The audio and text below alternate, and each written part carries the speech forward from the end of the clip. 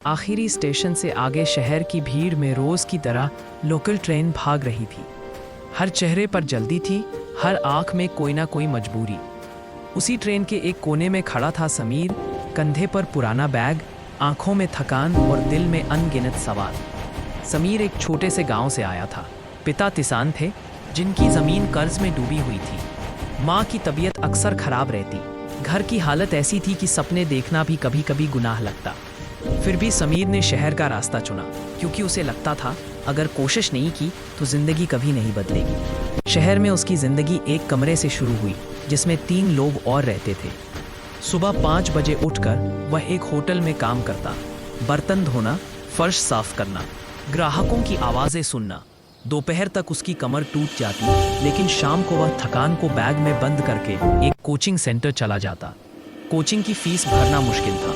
कई बार उसने अपनी पसंदीदा चीज़ें छोड़ी, नई शर्ट, अच्छा खाना, यहाँ तक कि दवाइयाँ भी। दोस्त कहते, इतना सब क्यों झेल रहा है, जो मिल रहा है उसी में खुश रहो। समीर बस इतना कहता, मैं खुश रहना नहीं, आगे बढ़ना चाहता हूँ। रात को कमरे में लौटकर वह पढ़ाई करता। खिड़की से दिखता था रेलवे स्टेशन, ट्रेनें आती जाती रहती। समीर को लगता जैसे हर ट्रेन उससे कुछ कह रही हो, अगर रुके तो यहीं रह जाओगे। एक दिन होटल में एक बुजुर्ग ग्राहक आए।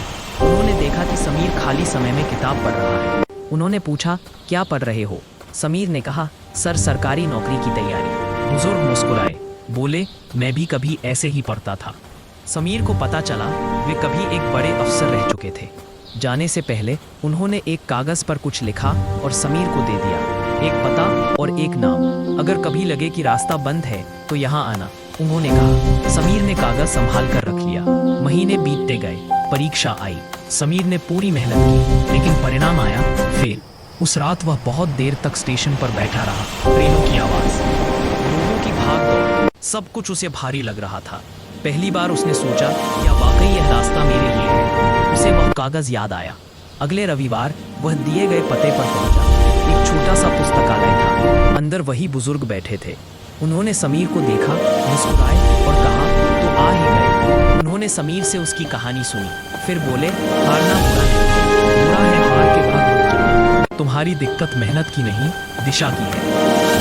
समीर हर हफ्ते वहाँ जाते। बुजुर्ग उसे सिर्फ किताबें नहीं देते थे, वे उसे सोचने का तरीका सिखाते थे। कैसे पढ़ना है, कैसे समय बांटना है, कैसे खुद पर भरोसा रखना है। इस बार समीर पहले से ज्यादा शांत था। उसने पूरी कोशिश की, परिणाम सपने जैसा था। इंटरव्यू वाले दिन उसके पास नई शर्ट थी, जिसे उसने खुद प्रेस किया था। सवाल कठिन था। इंटरव्यू खत्म।